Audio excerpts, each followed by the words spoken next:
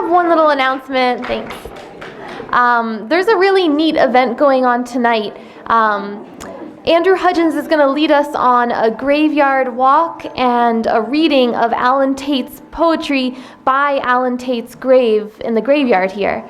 So if you want to do that, we're going to meet after the 8:15 reading right here, and we'll have a few flashlights, but if you have one, bring some more. And now please welcome Daisy Foote.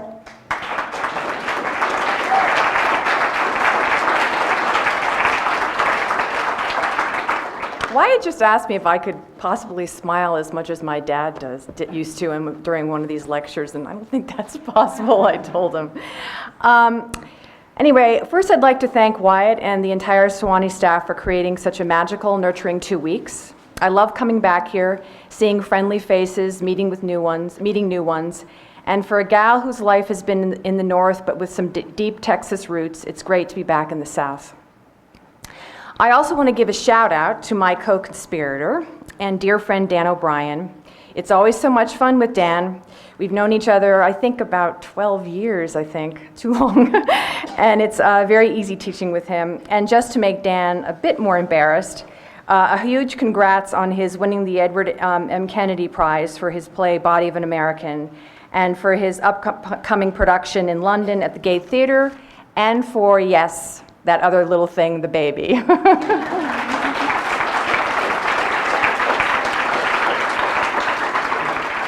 So I thought I'd start today with a kind of a bookend of reading from other writers about the theater. I thought I'd start with the words of a critic named Stark Young. He was a theater essayist and novelist, and my family actually knew him, and he was sort of, bigger than life in our household. He was also very dear friends with Alan Tate. In fact, his memoir, The Pavilion, was dedicated to Alan. The theater art. The golden day in the theater would dawn when the dramatist himself directed his play, with actors capable of expressing entirely the meaning that he intends, and a designer whose settings and costumes bring the whole event to its final perfection. This blessed occasion would exhibit the creator in the art of the theater, working straight, using one medium directly, as any other artist does, as the painter does, the architect, the musician. But such a day never dawns, and the process by which a piece of theater art comes into existence is nothing so single or direct. We have first the idea, or the matter that is to be expressed in this particular medium, that we call the art of the theater. This medium, in turn, consists of a number of other mediums that compose it, such as the play, the acting, the decor. And these mediums involve other artists, the actor, the director, the designer, the musician, and depend on them. The art of the theater is the most complex of all arts. The dramatist is the most important figure in the eternal theater. The theater that outlasts one generation only, that goes on from epoch to epoch. Actors may build up styles, leave behind them traditions and theories of acting. Designers of settings and costumes may illuminate their province, leave drawings after them, and even as in the case of, and excuse my pronunciation here, the Barbiana family, or more Italian than that, but anyway, they were theater architects and scene designers in Italy. The Barbiana family stamped for generations the mark of their style on the theatrical scene. But acting is transitory, a lively record while it lasts, lustrous, fading, blotted out by a few stretches of the trampling years. And the designer's art lives only, or for the most part, by its shadow or idea. Only the play can, as it stands, endure, according to its merit or fortune, and 2 centuries afterwards be seen in its own body. The dramatist, too, nearly always supplies the essential idea behind a theater work. He gives the theme and creates the theme in terms of life. Of all the parts of a work in the art of the theater, his affords the closest and most securely grounded application to life. It is therefore only natural that 99 out of 100 books on the theater have been really about the drama, and that most of the study of the subject outside of the profession has been concerned with plays.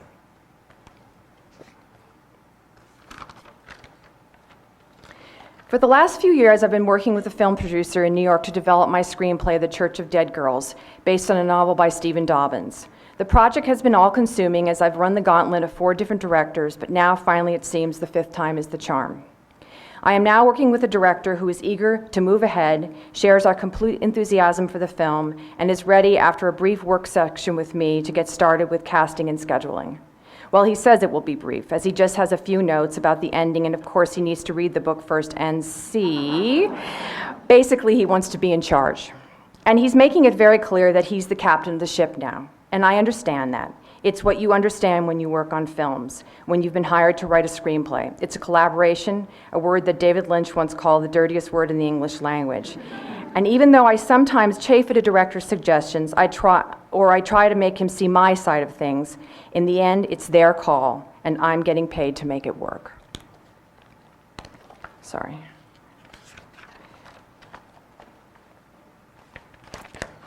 But I am also a playwright, and as a playwright, I have always taken a lot of comfort in my autonomy. Unlike the screenplay, the play belongs to me. If I don't like something, it doesn't happen, period. End of story. But not so fast. Is it really so simple anymore? Well, maybe it never was quite so simple, but what I do know is that now, today, our playwrights' world is becoming more complicated, and the lines blurrier as the cost of producing plays rises, corporate tentacles slowly work their way into the theatrical landscape, and as certain ideas about development and collaboration have become a requirement, a given in a nonprofit and for-profit theater. We as playwrights are told that all opinions matter, that we must not only listen to these opinions, but also welcome them with open arms. The playwright Richard Nelson, in an address to ART New York, called it the threat from those who want to help. The profession of playwright, and quoting Nelson, the profession of playwright, the role of the playwright in today's America, I believe, is under serious attack. Some who attack it are simply greedy, some ignorant, some can't understand why theater isn't film or TV.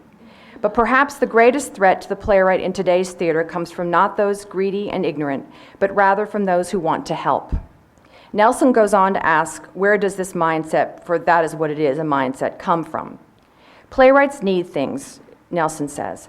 Money, production, support, encouragement. So do actors, artistic directors.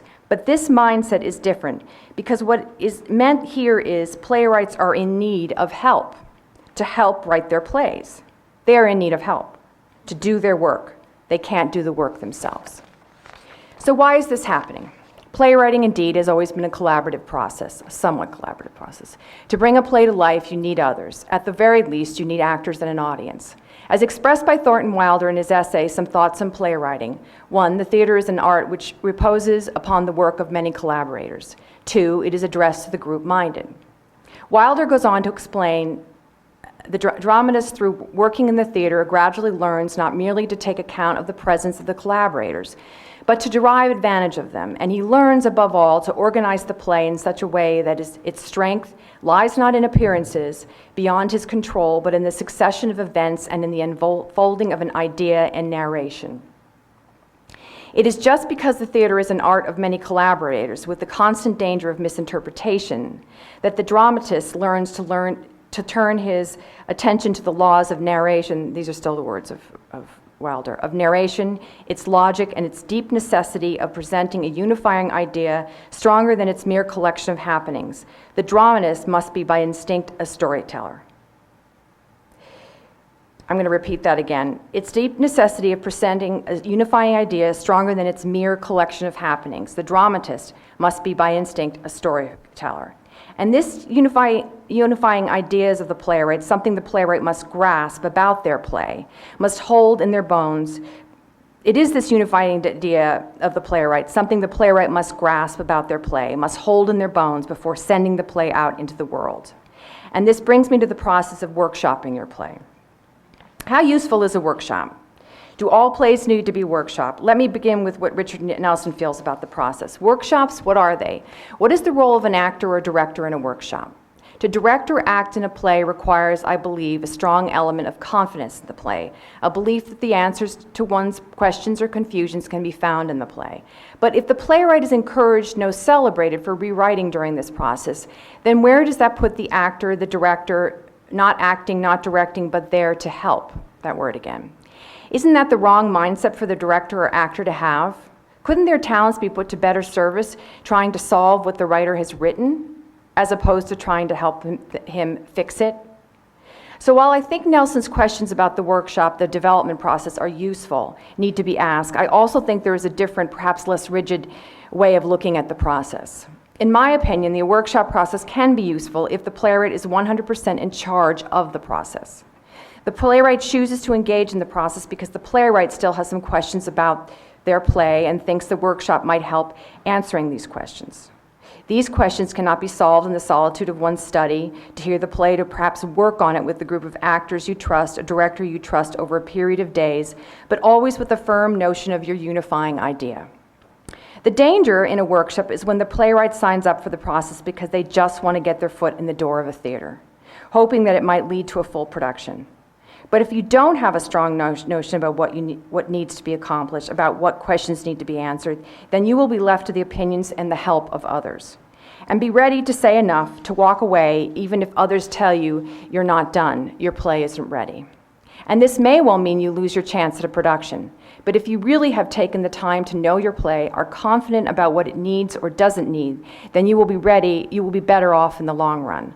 I've seen far too many plays ruined from too many workshops, and the intention of the play, the playwright's original idea, is at best distorted or at the very least, completely gone.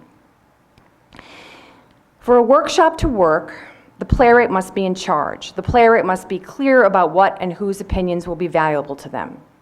I developed my last play, Him, at Hartford Stage's brand new festival. At Hartford, I was able to work with actors I knew, but most importantly, I was able to work with the director, Evan Yanulis, who has directed 3 of my plays and completely understands and respects my process. Evan asks questions, and these questions allow me, the playwright, to breathe a bit and to loosen my protective grip. It was a productive 4 days, and by the end, I felt that the play was ready for a full production. But Evan also spoke these wise words to me.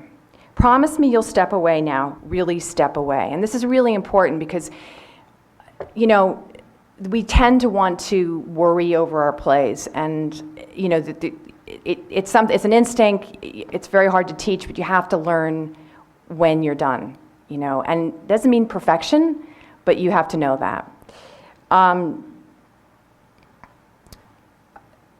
Promise me you'll step away, really step away. 6 months later, I was offered a production of Him at Primary Stages. It was also a full production of Him at Primary Stages. It was also suggested, or perhaps offered is a better word, that we first do a workshop, another workshop of the play. They reassured me that it would only be called development or workshop so that they could apply for a particular grant. But that I should think of it as an extended rehearsal. And we, Evan and I, did think about it. It was quite tempting to be given that much more time to work on the play, but in the end we thought hard about the state of the play, and we both knew the answer. The play was ready to take the next step. Primary Stages was fine with my decision, but then we had a history together. They had produced my play When They Speak of Rita, and the artistic director and I are good friends. But if I'd been a novice playwright, someone who had never had a production in New York before, I might have been too afraid to say no. I might have feared a no would mean a withdrawing of the offer, and also I might have worried that they were right. What if the play wasn't finished? What if it needed more help? And so I go into yet another workshop, and what happens? I run the risk of finding problems that aren't there, of making changes, sometimes radical changes, that aren't warranted because someone else saw a problem. Someone else who had nothing to do with the writing of my play decided that I and my play needed help. And let me say one more thing about workshops. A lot of theaters don't even take a play beyond workshop. They make a lot of promises to a playwright. Yes, we intend on producing your play, but let's just do this workshop first. The workshop is finished and the theater says they've changed their mind and they don't have the money. The bottom line is it's a lot cheaper to produce a workshop because of how you pay your actors minimal sets, if a set is used at all, and no lighting or sound design.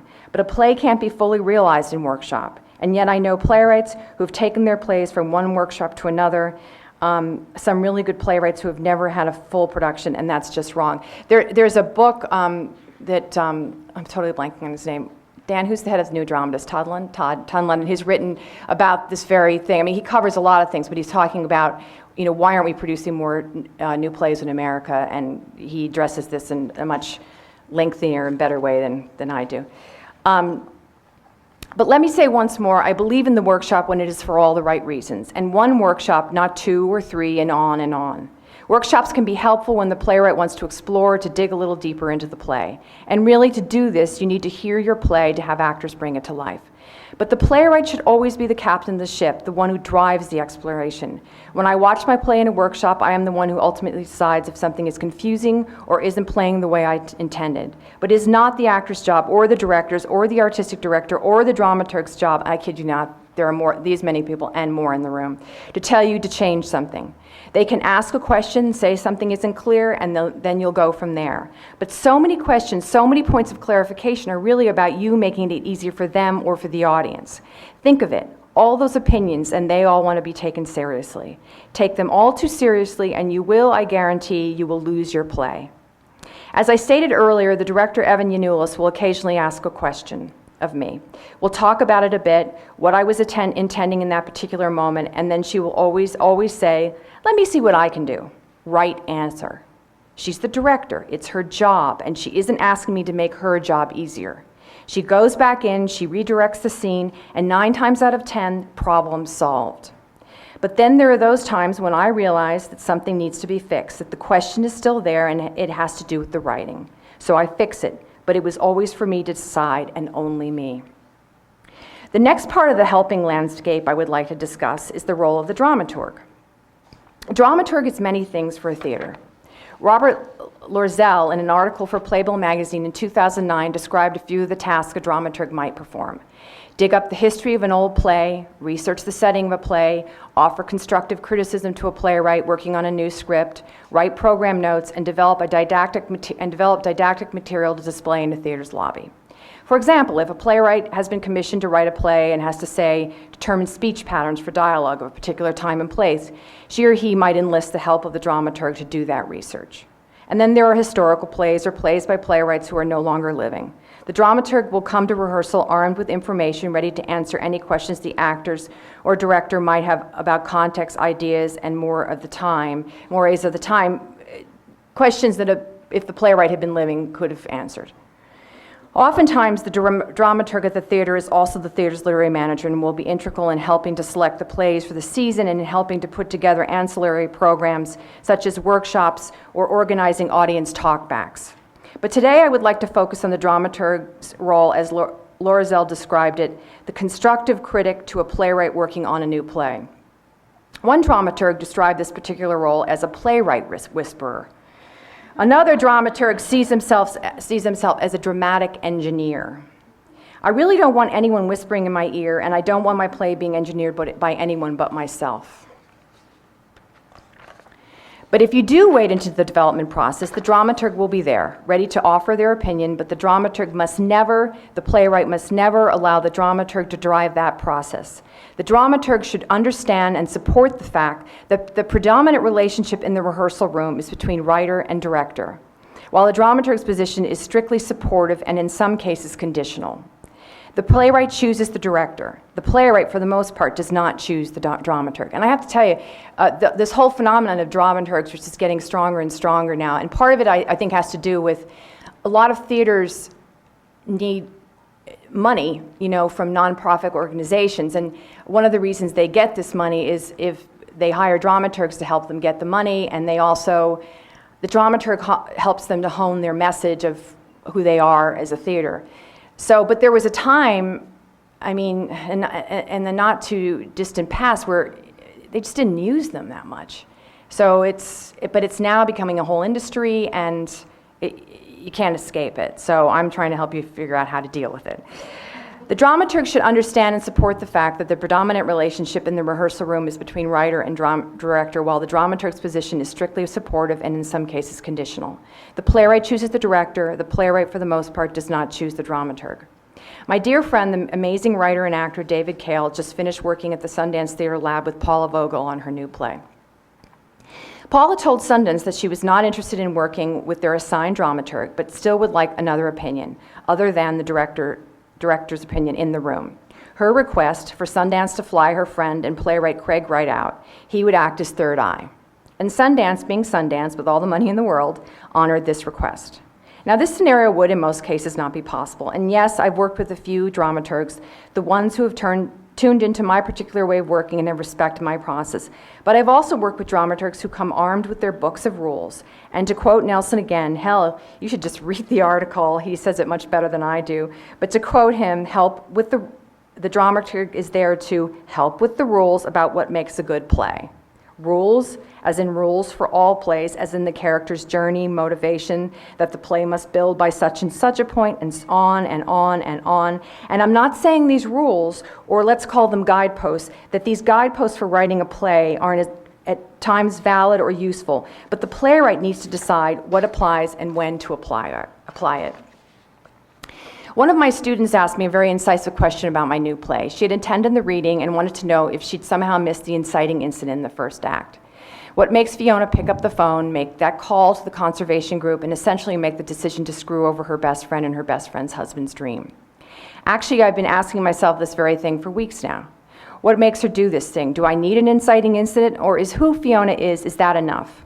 I don't know now, but the more I live with the play, really live with it, which means working with actors, listening, imagining, I will be able to make an informed decision. I might add something, I might not, but I will decide because it's right for the play, not because the rules tell me what's right.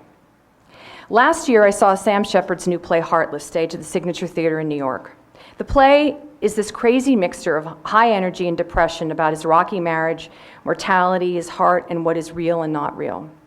I guess that's what it is about. Half the time, I have to say truthfully, I was blissfully and completely confused. I didn't care, I really didn't. It was a glorious 2 hours. Sure, he could have been a bit more concise, a bit more this or that, but it wouldn't have been that play that evening. The night I was there was a talkback. Mr. Shepard was not present, he does not do talkbacks. But the cast was there to answer questions, and an audience member said she'd very much enjoyed the play, but could someone please tell her what the play was about? And the great actress Lois Smith answered, I have no idea.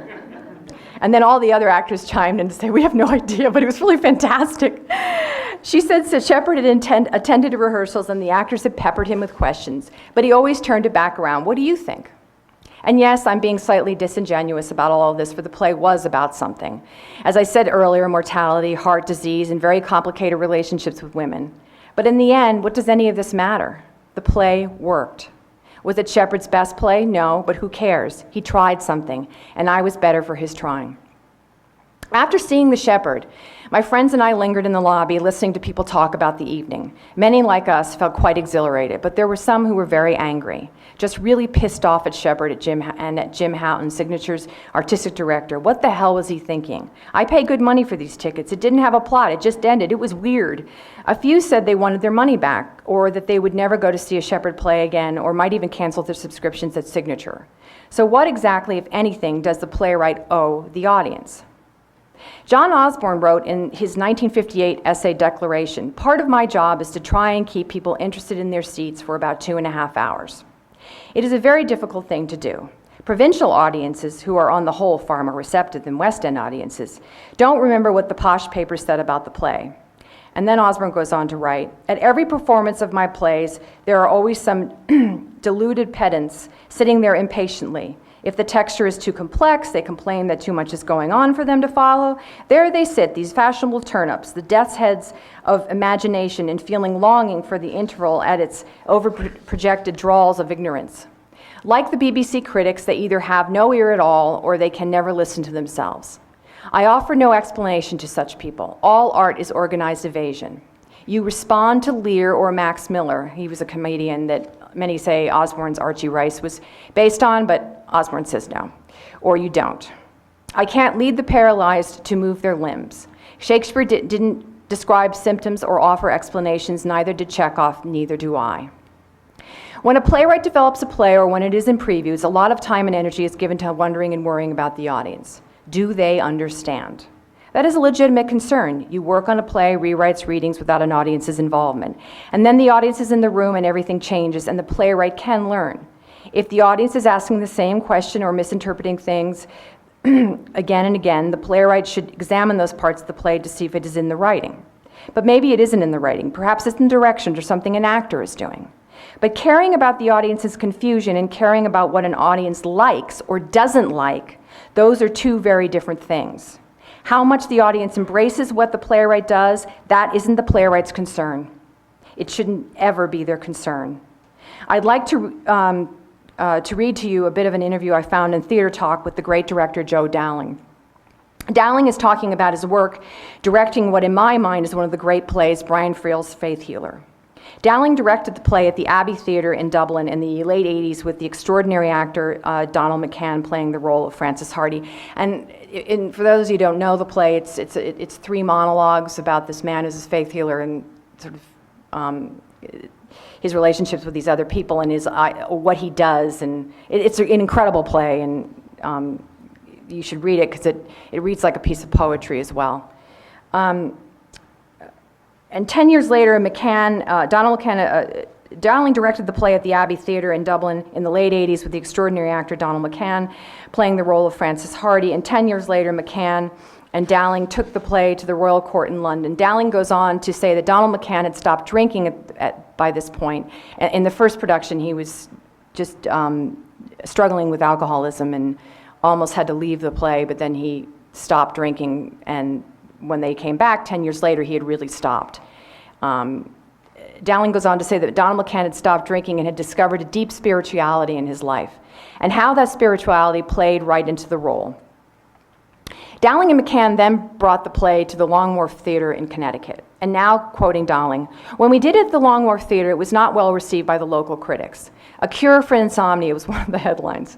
People were walking out, and it was kind of an ugly time.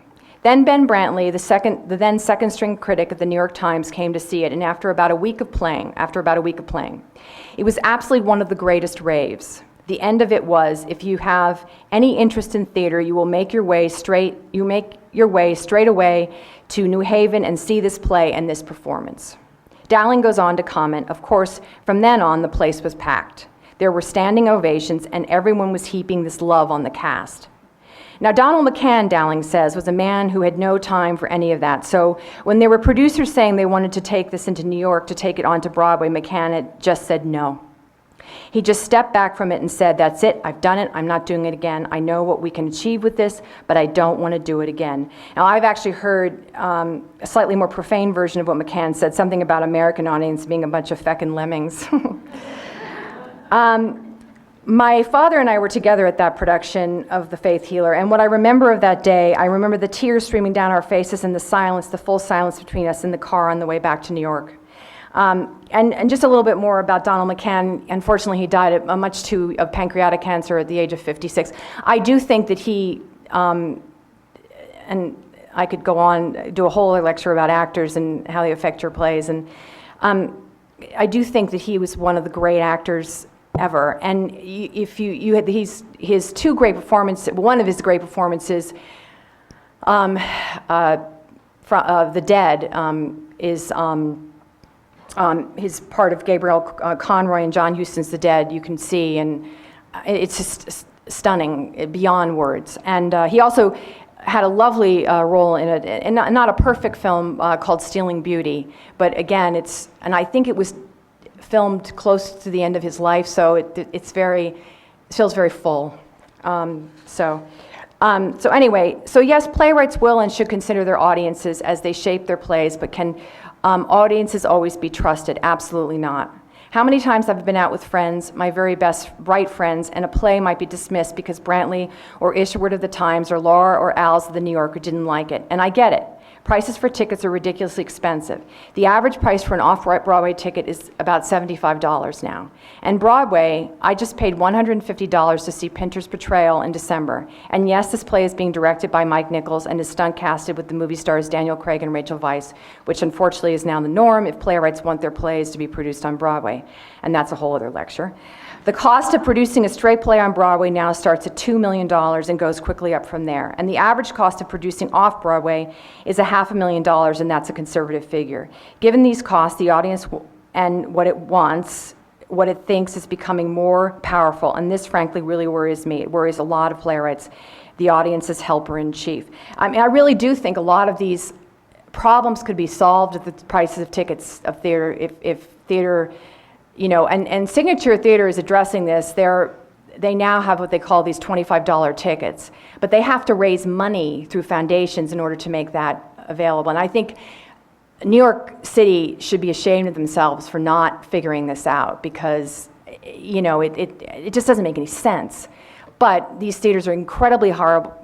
Real estate's so high in New York, and then on and on and on and on.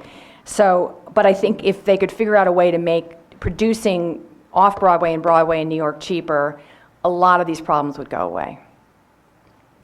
In the June 25th issue of the New York Times, Patrick Healy wrote about the new practice of dial testing in the theater. A practice common in politics, and Healy writes, a practice common in politics, TV, and movies, and now being embraced by many theaters as they develop musicals. Healy goes on to write, focus groups and audience surveys are increasingly part of the theater-going experience, to the distress of some producers who see them as crutches that lead to the lowest common denominator shows. I read that article and thought about another Healy column just a few months before discussing the email Tim Sanford, the artistic director of Playwrights Horizons Theater, sent out to 3,000 of the theater subscribers, and I quote, to explain his decision to produce Annie Baker's play, The Flick, whose 3-hour length and periods of long silences have infuriated some theater members. I won't read you the letter that Healy reprinted in his column, but in the letter, basically, Tim Sanford, the artistic director of Playwrights Horizons, defends why he chose the play and why he feels it's important to nurture important artists like Baker with their unique, fresh points of view. So was he wrong to send this letter? I think yes. I understand why he sent it. He's in a very tough spot as artistic director. He not only has to answer to his artists, but to his board and to his audience. No audience, no theater. But in the end, this kind of engagement, I think, sets a very dangerous precedent. If an artistic director feels the need to make excuses about a play the theater produces, feels the need to explain the play, what's next? Asking the audience what they want? How many comedies do you want? Do you mind being a little depressed? How depressed? And so on. So what's the solution? Well, I can only talk a bit about what I think we as playwrights must do, how we must navigate this increasingly tricky landscape. We all have a serious, righteous desire to see our plays leave the page and spring to life on stage with actors and sets and sounds and, yes, an audience. But in the end, we must be champions of our plays, ready and willing to say no when the help, as Nelson calls it, when the help offered, the recommendations, the suggestions for changes don't feel right, when they subvert our intentions. My play, Bhutan, went through a somewhat extensive process of development, probably more than it needed. Started in workshop at the Cherry Lane, then went on to New York Stage and Film's Powerhouse Theater for full production, and then back to Cherry Lane for its New York premiere. Its original stay at Cherry Lane was just a workshop. And along the way, there was a lot of help. The dramaturgs, the artistic directors, associate artistic directors, friends of artistic directors, audience, and so on and so on. For the play's last stand in New York, after it had been running for about 3 weeks, the associate artistic director from the Powerhouse came to see the play. At the end, he pulled me into a corner and said, I think you let yourself down in the last scene of the play. And something about, and I got nominated for about 6 things and got lots of nice reviews, so guess who was, and I sold out every night, so guess who was right?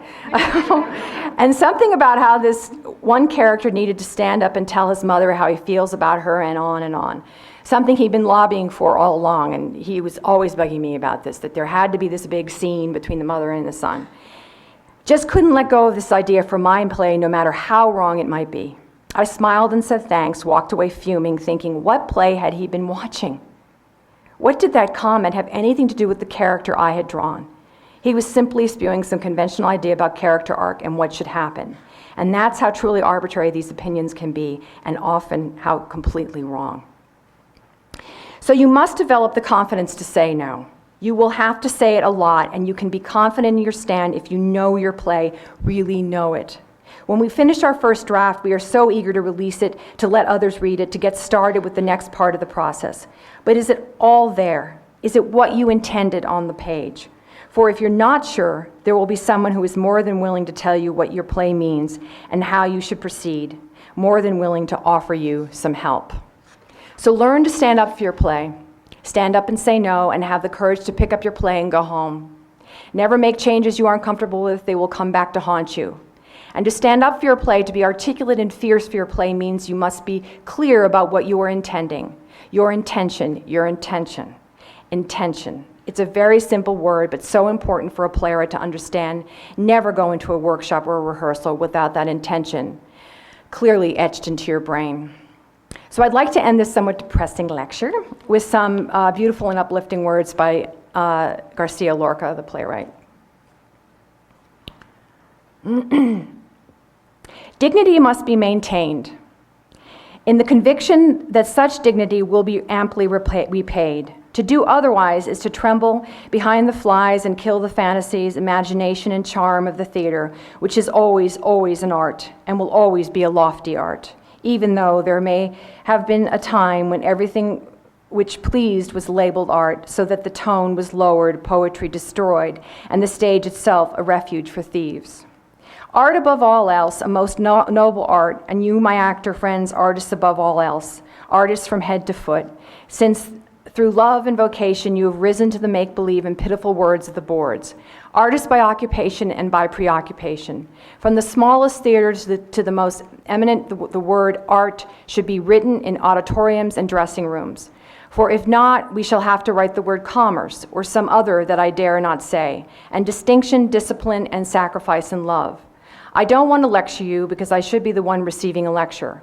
My words are dictated by enthusiasm and conviction. I labor under no delusion. I can think coolly, but because I come of an ancient stock, I know that truth does not lie with him who says, today, today, today, eating his bread close to the hearth, but with him who watches calmly at a distance the first light of dawn in the country. I know that those people who say now, now, now, with their eyes fixed on the small jaws of the box office are not right, but those who say tomorrow, tomorrow, tomorrow, and feel the approach of the new life which is hovering over the world.